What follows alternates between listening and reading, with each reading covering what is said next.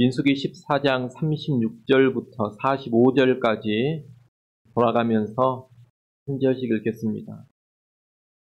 모세의 보냄을 받고 땅을 정탐하고 돌아와서 그 땅을 악평하여 온 회중이 모세를 원망하게 한 사람, 곧 그 땅에 대하여 악평한 자들은 여호와 앞에서 재앙으로 죽었고, 그 땅을 정탐하러 갔던 사람들 중에서 오직 눈의 아들 여호수아와 여분네의 아들 갈렙은 생존하니라.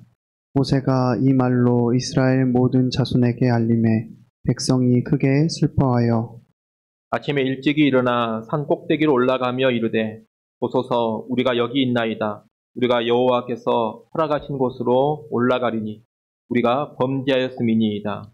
모세가 이르되 너희가 어찌하여 이제 여호와의 명령을 범하느냐.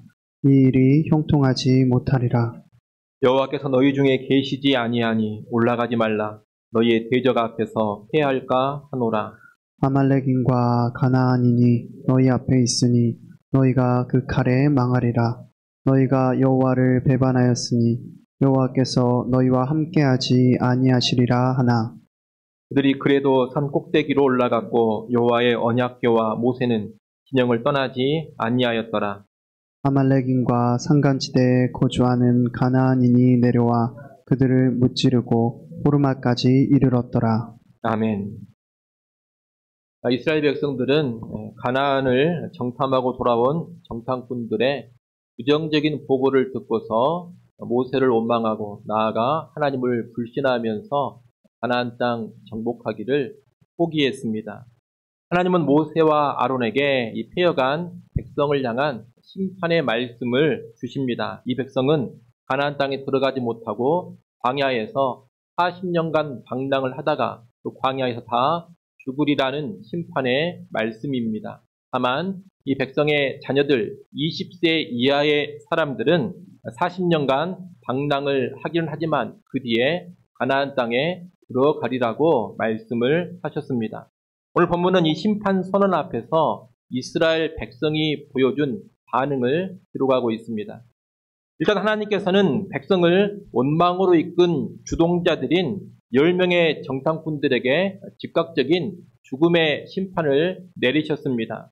36절부터 38절까지 말씀에 보면 가나안 땅을 악평해서 온 회중으로 하여금 모세를 원망하게 한 10명의 정탐꾼들은 바로 죽임을 당합니다. 그러나 정탐꾼들 가운데 믿음의 반응을 보였던 여호수아와 갈렙은 생존합니다. 다른 백성들은 비록 불신과 원망의 반응을 보이기는 했지만 즉각적인 죽임을 당하지는 않았습니다. 그들은 이제 광야에서 방랑을 하다가 죽어나갈 겁니다. 하지만 주동자가 되었던 10명의 정탐꾼만큼은 하나님께서 즉각적으로 심판하사 바로 죽이신 겁니다. 이것은 죄의 주동자들은 하나님께서 더 엄격하게 심판하신다라는 것을 가르쳐 줍니다. 따라서 우리는 죄된 일, 악한 일을 행해서도 안 되겠습니다만 특별히 주동자의 자리에는 더더욱 서지 않도록 주의해야 하겠습니다. 여러분, 믿음의 일이라든가 선한 일이라든가 하나님의 뜻에 합한 일에는 앞장서야 되고 주동자가 되는 것이 좋습니다. 여호수아와 갈렙도 사실 주동자 역할을 하려고 하지 않았습니까? 그들이 앞장서서 믿음을 가지고 가나안 땅을 올라가서 정복하자 이렇게 주도하는 역할을 하려고 했습니다. 비록 백성이 거부하기는 했지만 믿음의 일에 주동자가 되고자 했던 겁니다. 하나님께서도 그 여호수아와 갈렙의 모습을 인정해 주셨습니다. 그러나 악한 일, 그릇된 일, 하나님을 대적하고 불신하는 일에는 결코 주동자가 되어서는 안 되는 겁니다. 준엄한 심판, 더 엄격한 심판이 그 주동자들에게 떨어지기 때문입니다. 아울러 즉각 죽임을 당했던 이 10명의 정탐꾼들은 지파의 수령들, 다시 말하면 지파의 지휘관들이었다라는 것도 우리가 다시 기억해야 하겠습니다. 이들은 최고 지도자급의 사람들은 아니었습니다만 이스라엘의 수령들로서 실무를 담당하는 지휘관들이었습니다. 이들은 지도자로서 백성들의 믿음을 독려하고 하나님의 일에 믿음을 가지고 그려지도록 앞장서서 본을 보여줘야 될 그런 사람들이었던 겁니다.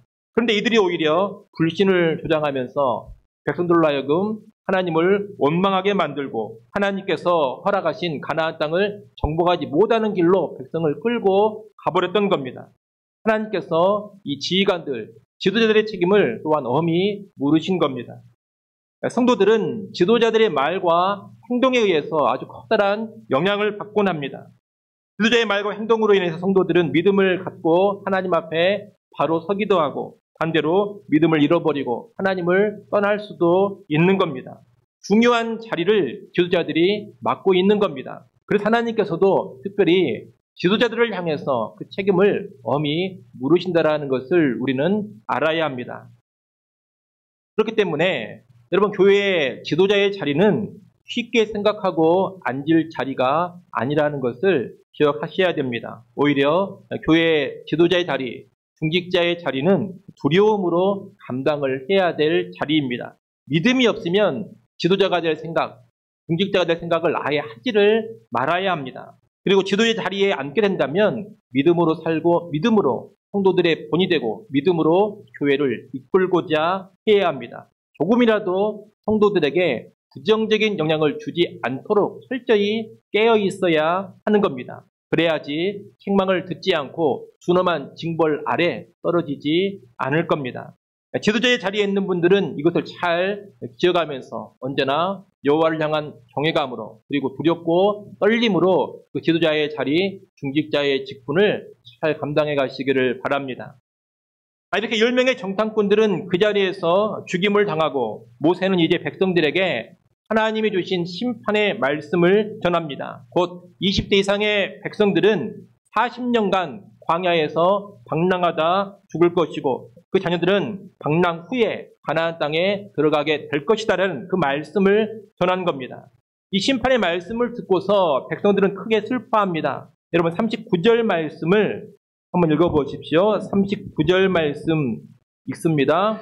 모세가 이 말로 이스라엘 모든 자손에게 알림해 백성이 크게 슬퍼하여. 모세가 전한 하나님의 말씀을 듣고 백성이 어떻게 반응했다고 합니까? 크게 슬퍼했다 그럽니다. 크게 슬퍼했다 그러니 이 심판의 말씀을 듣고서 이 백성이 회개한 것 아닌가 이런 생각이 들 수도 있습니다. 하지만 이 슬픔은 진정한 회개의 슬픔이 아닙니다. 왜 그러냐? 이 슬픔 뒤에 나오는 모습이 전혀 바람직한 모습이 아니기 때문입니다. 바로 이어지는 40절에 보면 백성들은 그 다음날 아침 일찍이 일어나 가나안 땅을 정복하겠다면서 가나안 땅으로 올라가 진격을 하겠다고 호들갑을 떨고 있습니다. 여러분 40절 말씀도 한번 읽어보십시오. 40절 읽습니다.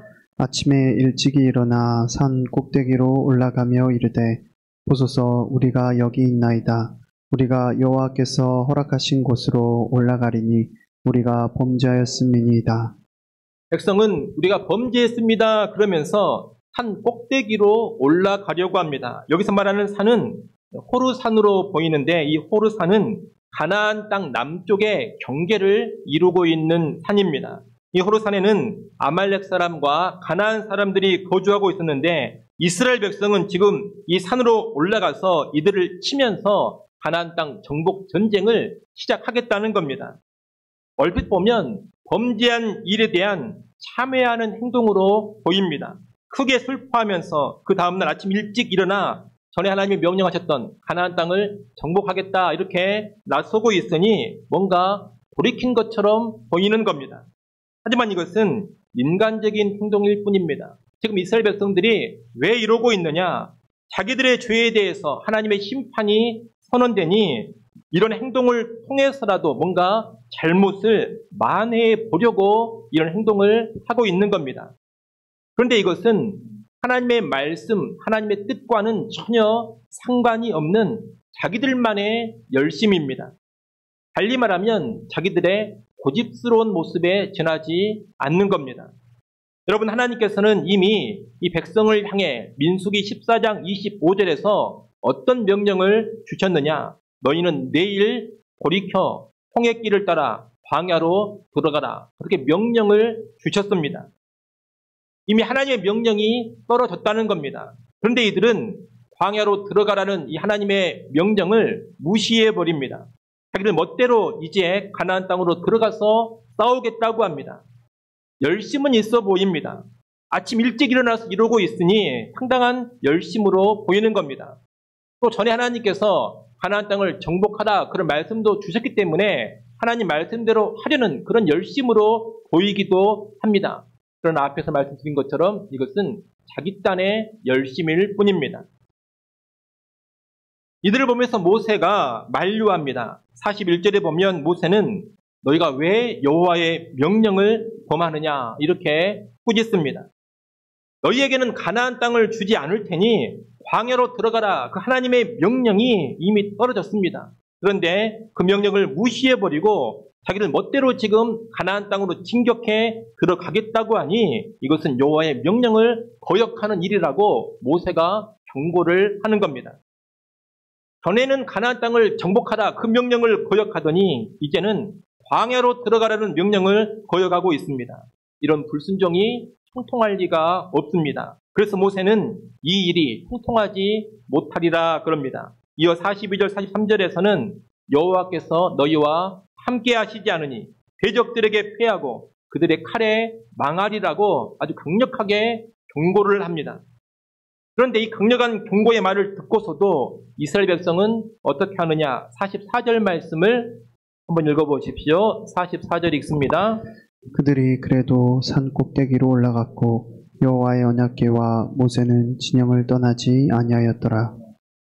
이스라엘 백성은 그래도 산 꼭대기로 올라가겠다고 합니다. 그리고 올라갑니다. 이 그래도라는 단어는 이스라엘 백성이 지금 얼마나 고집스러운지를 잘 보여주고 있는 말입니다. 그들은 하나님의 명령이 떨어졌는데 따르지 않습니다. 모세가 강력하게 경고를 하고 있음에도 불구하고 개의치 않습니다. 그저 자기들이 옳다고 여기는 대로, 자기들이 좋다고 생각하는 대로, 지금 하고 싶은 대로 움직이고 있는 겁니다. 백성이 산꼭대기로 올라갈 때 여호와의 언약궤는 그대로 있었고 모세 역시 진영을 떠나지 않았다 그럽니다.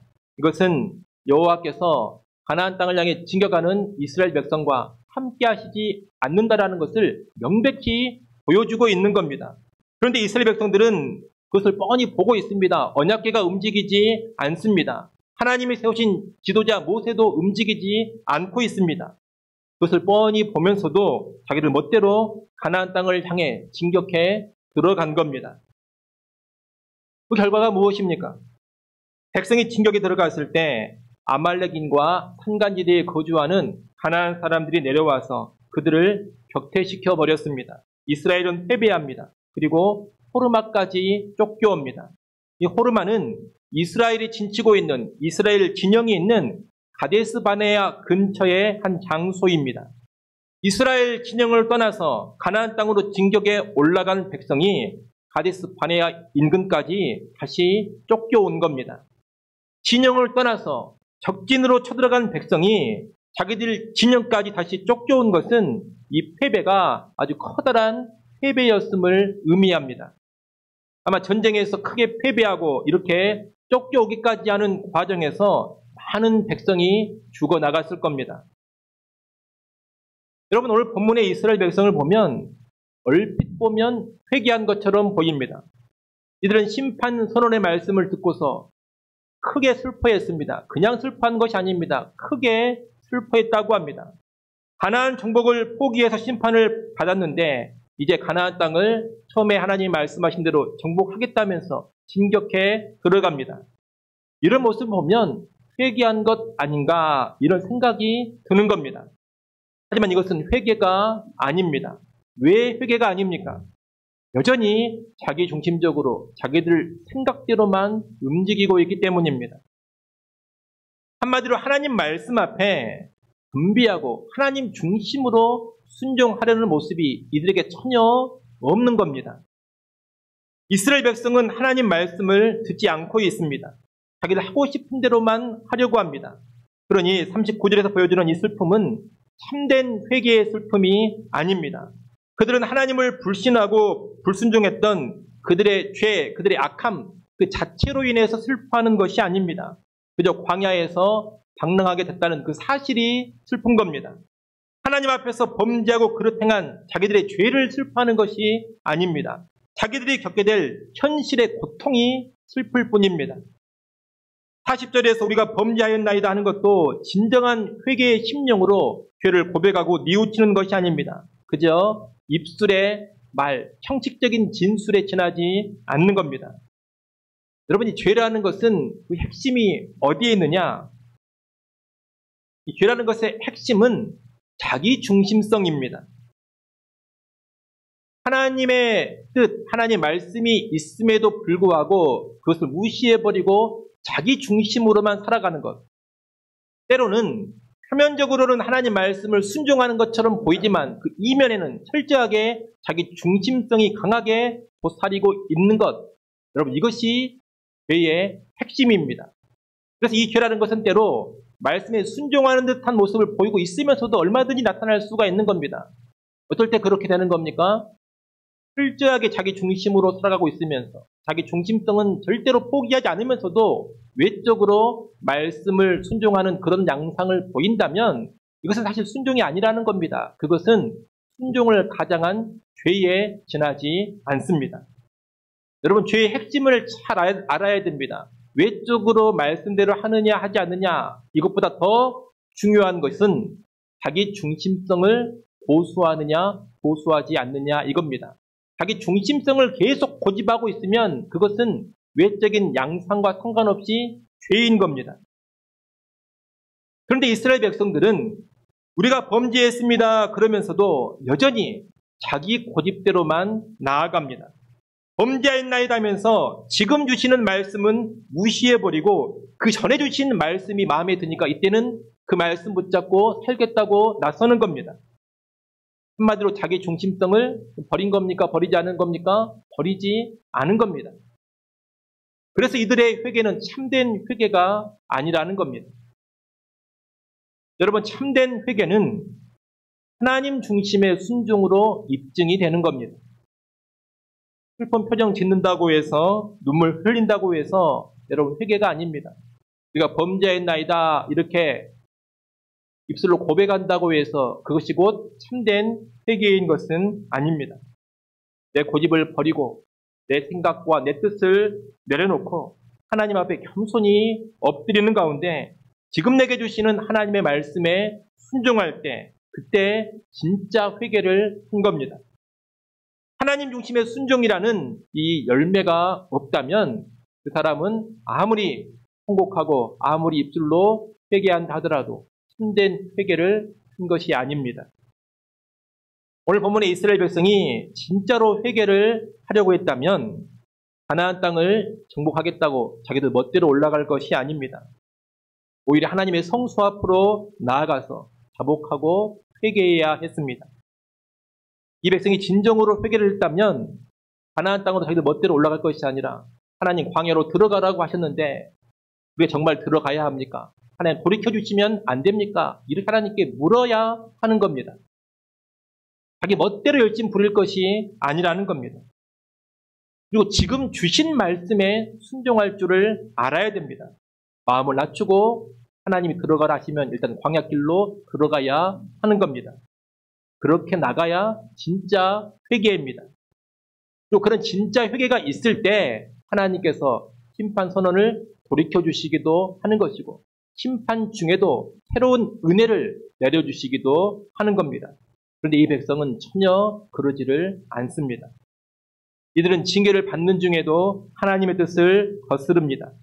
자기 딴에 순종하겠다고 강하게 고집을 피우면서 사실상 또 불순종을 합니다.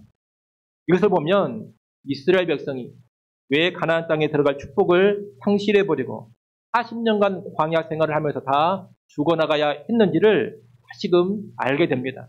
정말로 이들은 고집스럽고 완악한 백성들이었던 겁니다. 우리는 오늘 본문의 이스라엘 백성들을 보면서 오늘날 우리도 이런 허울뿐인 회개, 고집스러운 완악함이 있지는 않는가 면밀히 살펴야 알겠습니다. 교회 안에 여러분 모양새만 좋은 회개가 있기 쉽습니다.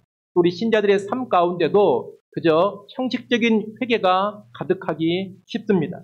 얼핏 보면 정말 회개한 것 같습니다. 크게 슬퍼합니다. 눈물을 흘립니다. 때로 통곡을 하고 우리가 범죄했나이다 이렇게 부르짖기도 합니다. 그런데 진짜가 아닌 회개가 많다는 겁니다. 회개에 합당한 열매가 없는 그런 회개가 너무나 많습니다. 그러니까 우리 한국교회에 회개 집회가 정말로 많이 있었습니다. 한국교회가 위기라고 교회 상황이 위태롭다 그렇게 말하면서 모여서 회개하자 이렇게 말하고 실제로 많이 모여서 회개 집회를 했습니다. 지금도 종종 그런 회개 집회가 열립니다. 언젠가는 무슨 회초리를 들고 종아리를 때리는 그런 퍼포먼스까지 하면서 회개 집회하는 것을 보고 제가 본 적도 있습니다. 그러니까 그런 집회를 비웃을 것은 아닙니다만 그저 분위기 상하는 또 하나의 형식적인 집회가 아닌가 이런 생각이 들곤 합니다. 왜 그렇습니까? 그런 큰 집회를 하고 나서도 세상 지도자들의 삶이라든가 신자들의 삶이 어떤 변화를 제대로 보이지 않기 때문입니다. 무엇보다 자기 중심성을 여전히 버리지 않습니다. 그런 회개 집회를 하면 열심은 좀 보이기는 하는데 회개 집회하고 나와서 교회 일에 열심은 보이는데 여전히 자기 중심적인 그런 삶은 버리지를 않더라는 겁니다. 때로 어떤 회개 집회는 그 집회를 준비하는 과정에서 누가 어떤 순서를 맡고 누가 어떤 대우를 받아야 하는가 이것을 놓고 갈등을 하고 다툼을 벌이기도 합니다. 여러분 우리의 교만, 우리의 명예욕, 권력욕, 높아지고자 하는 욕심 이런 것들을 먼저 회개하고 내려놓아야 되지 않겠습니까? 그런데 회개 집회를 하면서도 그런 것을 내려놓지 못해서 집회를 주관하는 사람들이 갈등을 하고 다툼을 하고 그런다는 겁니다. 물론 앞장서서 내려놓는 분들도 있습니다. 그런데 같이 일을 해보면 상당수가 그러지를 않습니다. 그래서 결국 어떻게 하느냐? 교회 규모에 따라서 공평하게 항상 자리를 분배하고 순서도 분배하는 것을 많이 봅니다. 기분이 상할까봐, 불쾌해질까봐 그렇게 하는 겁니다. 옆에서 그런 것을 보고 있으면 집회를 주관한다는 사람들부터 이러고 있는데 이런 회개 집회가 제대로 될 리가 있을까? 이런 의구심이 들지 않을 수가 없습니다. 또 청소년 집회나 청년 집회를 가보면 이 청소년 청년들이 때로 울고불고 그럽니다. 솔직히 저는 왜 우는지는 모르겠습니다. 제가 보면 말씀 시간에 멍 때리고 그냥 콜콜 자던 애들이 갑자기 찬양을 하고 기도를 한다고 하면 그때부터 막 울고 그럽니다. 음악이 슬퍼서 우는 것인지 자기 신세가 처량해서 우는 것인지 괜히 감정이 복받쳐서 우는 것인지 조명에 눈이 부셔가지고 눈물이 나오는 것인지 도대체 가늠이 가지를 않습니다. 정말로 하나님 앞에서 나의 죄인됨을 인식하고 그 죄에 대해서 그 죄가 정말 가슴 아프고 그 죄가 슬퍼서 우는 건지 정말로 구분이 잘 가지 않는다는 겁니다. 물론 그 가운데 진정으로 회개하는 그런 청소년, 청년들이 분명히 있다고 믿습니다. 하지만 적지 않은 수가 그렇게 울고불고 하면서도 실제적인 삶을 보면 달라진 것이 없습니다. 말씀을 대하는 태도나 순종하는 태도를 보면 아무런 변화가 없다는 겁니다. 여러분 그런 것은 참된 회개가 아닙니다. 분위기에 취해서 감정에 휩쓸려서 울고 부르짖었을 뿐입니다. 어떤 큰 교회 목회자는 죄를 짓고서 그 죄의 여파가 이제 부정적으로 몰려오니 자숙하고 회개를 하겠다고 했습니다. 그런데 그 뒤에 보여주는 모습을 보니까 실망스럽기 그지 없었습니다. 자숙하고 회개를 한다고 했으면 그 죄를 확실하게 회개하고 책임질 것은 책임지고 처리할 것은 처리를 해야 합니다. 내려놓을 것이 있다면 내려놔야 할 것이고 포기할 것이 있다면 포기를 해야 합니다. 징벌을 받아야 할 것이 있다면 징벌을 받아야 하는 겁니다. 여러분 그게 진짜 회개 아닙니까? 그런데 그러지를 않습니다. 자기가 범죄한 그 일을 무야무야 넘어가 버립니다. 그냥 두루뭉술하게 처리해버리고 시간이 좀 지나니까 사실 그것은 죄도 아니었다 이런 식으로 발뺌을 해버립니다. 어떤 책임도 지지를 않습니다. 그러면서 이제 뭘 하겠다고 하느냐? 우리 교회가 앞장서서 전국의 힘들고 어려운 교회들을 물질로 돕겠다. 그러고 나섭니다. 그러면서 대대적인 홍보를 하고 열심히 후원하겠다고 돌아다닙니다. 여러분, 하나님께서 지금 그 교회 그 목회자에게 대한민국이 힘들고 어려운 교회 도와라. 지금 그걸 원하시겠습니까? 지금 저질러 놓은 죄를 회개하고 그 죄를 책임지고 버릴 것을 요구하시는 겁니다. 내가 지은 죄를 통회하고 잡아가면서 징벌 받을 것이 있다면 징벌을 받고 책임질 것이 있다면 책임지기를 요구하시는 겁니다. 그런데 그 범죄한 일을 싹 다 덮어버리고 자기 죄를 무마하고 뭔가 좀 만회하기 위해서 자기 딴에 어떤 다른 열심을 보이는 겁니다. 여러분, 그런 것은 회개한 게 아닙니다. 고집스럽고 완악한 모습에 지나지 않는 겁니다. 여전히 죄성의 핵심인 자기 중심성을 벗어나지 못하고 있는 겁니다. 하나님의 그런 행태를 보시면서 뭐라고 하시겠습니까? 그래도 참 열심히 하니까 좋다, 이러면 그러시겠습니까? 그러지 않습니다. 너 정말로 고집스럽구나. 참으로 네가 완악하구나. 그렇게 평가를 하실 겁니다. 여러분, 참된 회개는 그저 크게 슬퍼하는 것이 아닙니다. 참된 회개는 눈물 펑펑 흘리는 것도 아닙니다. 참된 회개는 하나님이 기뻐하신다고 생각하는 일을 그저 자기 딴에 열심히 하는 것도 아닙니다. 참된 회개는 내 죄를 통해 잡아가면서 자기 중심성을 버리고 하나님 말씀에 순종을 하는 겁니다. 내가 원하고 내 딴에 하고 싶은 일을 하는 것이 아닙니다. 내가 골라가지고 순종하고 싶은 말씀만 순종하는 게 아닙니다. 지금 내게 주신 하나님의 말씀 앞에 겸손히 엎드려서 순종을 하는 겁니다. 하나님의 징계가 있다면 겸허히 받는 것이고, 버려야 할 것이 있다면 과감하게 버리는 것이고, 그리고 내려놓아야 할 것이 있다면 겸손하게 내려놓는 겁니다. 그리고 그렇게 나가야 진짜 회개를 한 겁니다. 하지만 아무리 슬퍼하고 눈물을 흘린다 하더라도 여전히 내 중심으로 살면서 하나님 뜻에 따르지 않는다면 그것은 가식적인 회개일 뿐입니다. 아무리 열심히 있는 행동을 하고 말씀 몇 개 골라가지고 순종을 하고 있다 하더라도 그것은 진정한 하나님의 뜻을 외면하는 일에 지나지 않는 겁니다. 내 아집에 지나지 않고 내 고집에 지나지 않는 그런 모습이라는 겁니다. 여러분, 참된 회개는 순종을 수반합니다. 참된 회개는 특별히 내 중심성을 버리고 하나님 중심으로 순종하는 태도를 수반합니다. 참된 회개는 내 생각을 꺾고 하나님 말씀에 순종합니다. 참된 회개는 내 고집, 내 딴의 열심을 다 내려놓고 지금 이 순간 나를 향한 하나님의 뜻에 겸손하게 순종합니다. 그런 참된 회개가 있을 때 징벌 중에도 소망이 있는 것이고 심판 중에도 은혜가 임하는 겁니다. 여러분, 오늘날은 형식적이고 피상적인 회개, 열매 없는 회개, 하나님 주님의 순종 없는 그런 회개가 난무합니다. 회개한다고 하면서도 여전히 고집스럽습니다. 회개했다고 하면서도 여전히 자기 생각, 자기 뜻을 앞세우면서 살아갑니다. 열심도 내가 원하는 방식으로만 열심을 냅니다. 순종도 내가 순종하고 싶은 말씀만 골라서 순종을 하려고 합니다. 그래서 회개가 없는 시대요, 암울한 시대입니다.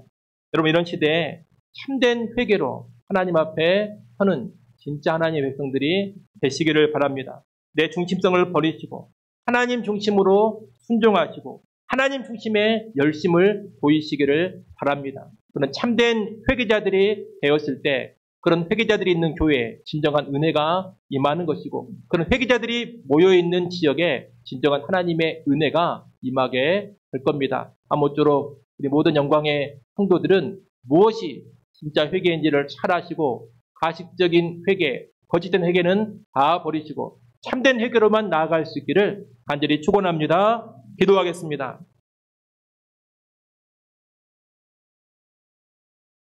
하나님 아버지, 범죄하여 심판을 받는 중에도 여전히 고집스럽게 불순종하는 이스라엘 백성의 모습을 봤습니다.